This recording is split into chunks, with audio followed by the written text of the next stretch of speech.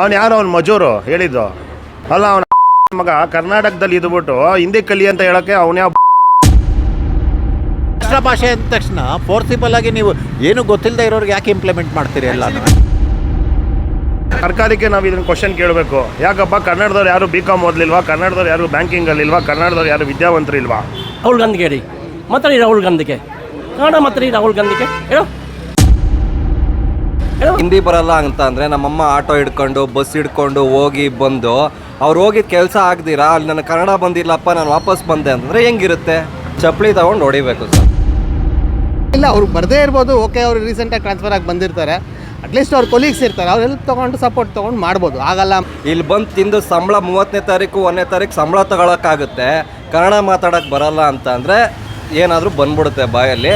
ನಾವು ಹಿಂದಿ ಕಲಿತು ಅವ್ರ ಜೊತೆ ವ್ಯವಹಾರ ಮಾಡೋಕ್ಕಾಗಲ್ಲ. ನಾಳೆ ತಮಿಳನ್ ಬರ್ತಾನೆ, ತಮಿಳು ಕಲಿತು ವ್ಯವಹಾರ ಮಾಡೋಕ್ಕಾಗಲ್ಲ.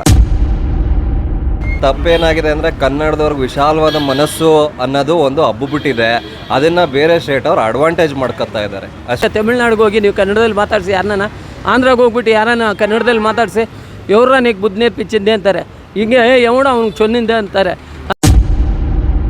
ಇದನ್ನೇ ತೊಗೊಂಡು ಅವ್ನ ತಲೆ ಮೇಲೆ ಹೊಡೆದ್ಬಿಟ್ಟು ಕಳಿಸ್ಬೇಕಾಯ್ತು. ಅವಾಗ ಅಮ್ಮ ಅನ್ನೋನಲ್ಲ ಕಲಿ ಕನ್ನಡ.